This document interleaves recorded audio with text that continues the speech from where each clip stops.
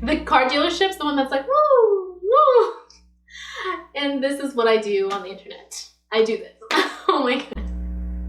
You guys know what I mean. Please tell me someone knows what I mean.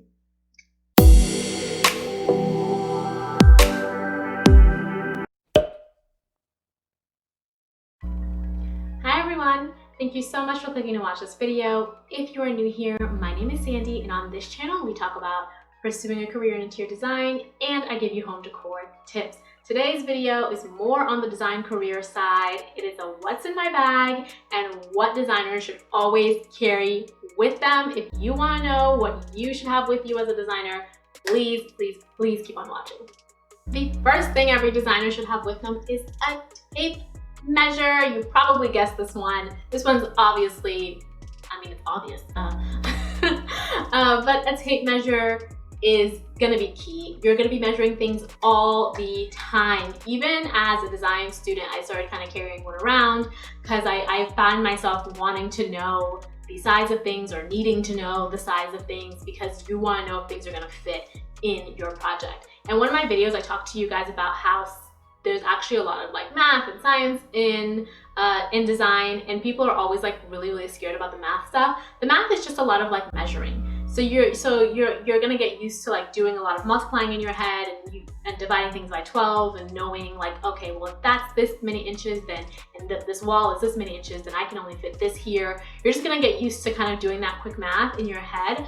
And one way to assist you with that is always knowing the measurement of the things that you're buying to put in a space. So when you like getting a lamp, you're getting a side table, you're getting this, you're like, oh my god, is it tall enough? Is it that enough? Is it wide enough?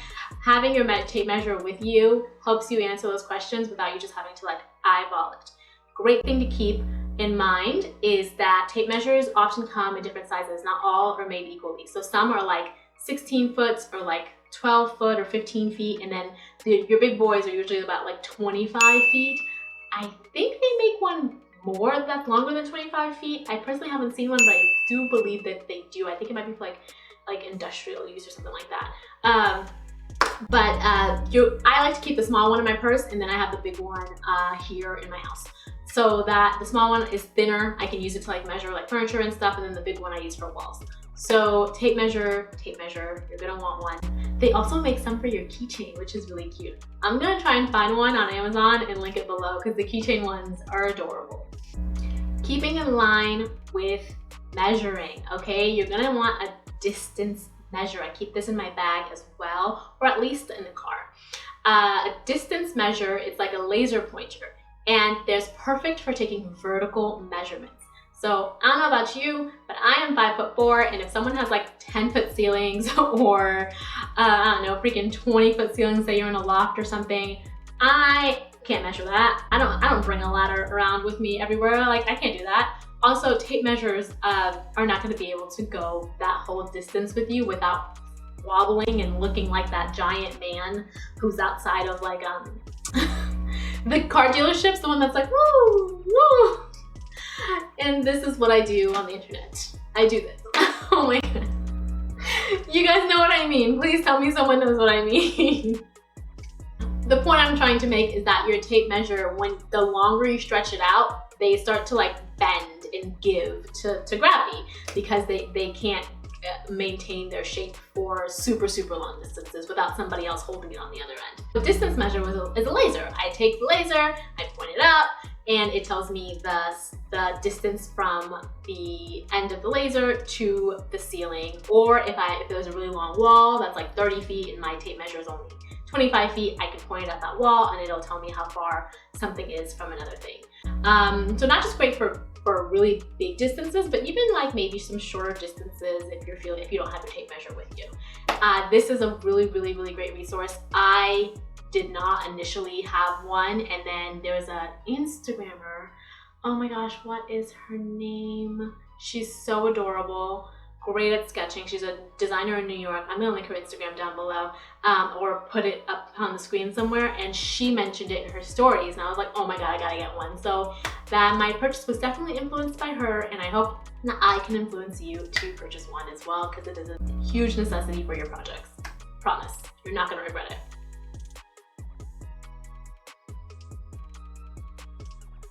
really wanted to give a quick shout out to Angela Roi. They are a handbag company that makes these gorgeous bags. They sent me one that I'm going to be using in this video. It is lovely, high quality, and it fits all of my stuff, carries all my things. They are a company that is all about ethical elegance. So these bags are vegan leather, you guys, really, really high quality, they're gorgeous, and it's all about not having to compromise your values to have a great piece of fashion. So on their website, I'm actually gonna pull it up here so I can make sure I read the message. It's just, I don't wanna get anything wrong. It says, for too long, fashion has demanded sacrifice of comfort for style, of money for quality, of morals for materials. Angela Roi believes personal style should not come at the expense of personal values. You can get quality, ethically sourced items at an approachable price, and that's what they care about. I love a company with a conscience. It makes me feel good about where I spend my money, and I will definitely be purchasing bags from them. I was sent this one, which I'm really fortunate for, but check them out. I'm gonna link them down below, and let's get into this video. The next thing designers often have with them is a sketchbook. Oh my goodness, I cannot stress the importance what it means to sketch things out. Even if you can't draw. You're probably thinking, I can't draw, I wouldn't want a sketchbook. That's fine. You're gonna want to sketch things out though, just for yourself. I'm not necessarily talking about like some amazing perspective drawing that looks super realistic. Just if you're like measuring a room and you want to draw out like, okay, this wall is this length and this wall is this length. Say you're at a consultation with a client and you just need some kind of visual for yourself, even if you're not showing it to them. You just want to be able to write everything down. So sketchbooks are great. And you want to get a sketchbook that has no lines in it, because the lines, it's not like the biggest deal, but it'll be like a little confusing, you know, to be drawing like a floor plan and then have all these extra lines that are not walls or windows or anything. So get one that is either a grid so that you can like connect the dots kind of, or just get a plain one. I like a plain one, and I'm going to link the one that I have down below along with everything else I mentioned in the video. If you're gonna have a sketchbook, you're gonna need something to sketch with, right? So you need a pencil, not a pen, pencil, because you're gonna erase a lot, trust me. And when you use a pen, you always end up having to X out or redraw, and it just looks a lot messier. It's a lot cleaner to just use a pencil. I highly recommend getting some nice looking mechanical pencils, probably like metal, not the plasticky ones that are like the big ones, some nice metal ones. And if you want to take it a step further, you can get mechanical pencils in different line weights, or some nice looking lead holders. If you're not familiar with line weights and stuff, don't worry about it, but if you're someone who is, I will link all of that down below, and you can see the ones that I liked to use are gold and silver, so they look really nice, along with the bag, and everything just has a look to it. I know it's really silly to probably put a lot of attention on something as small as a pencil. You could just use like your regular like yellow number 2 pencil with the pink eraser, but I like to have these. They make me feel fancy, so don't make fun of me. I like them.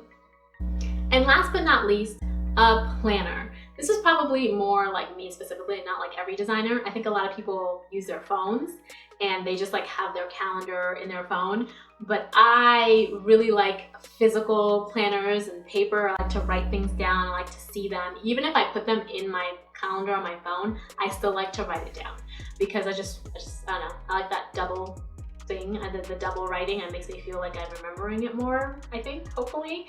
And just if look at calendars in front of clients also. I think that's helpful when they're thinking, oh, when do they want this done? And you can guys kind of look at the calendar together and start pre-planning or get some kind of idea of when the scope of the project could be done.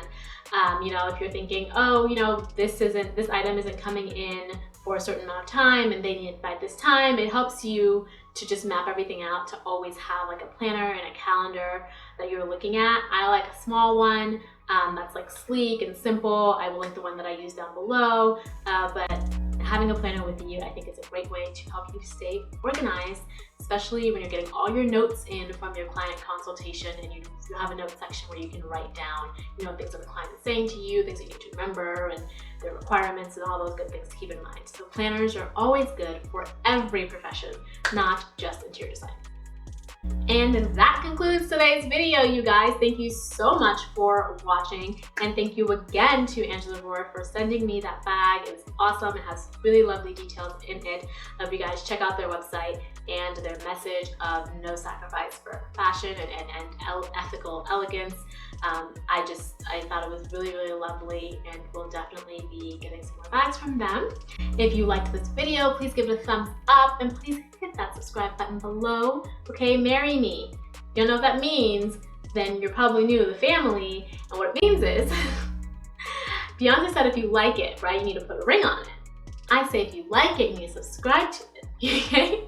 If you like it, then you can subscribe to it. If you like it, then you should subscribe to it. Alright, if you like it, subscribe. Click that button below and watch more videos. They're on the screen somewhere. I don't know, you're on an iPad, you're on a phone. There are so many screens these days. So check out some more of my videos and comment down below which item you feel like you're really excited to start carrying with you, or if there are items that you carry with you that I didn't even think about that I should have included in this video. I love learning from you guys, not just you guys learning from me. So have a great day and watch some more videos.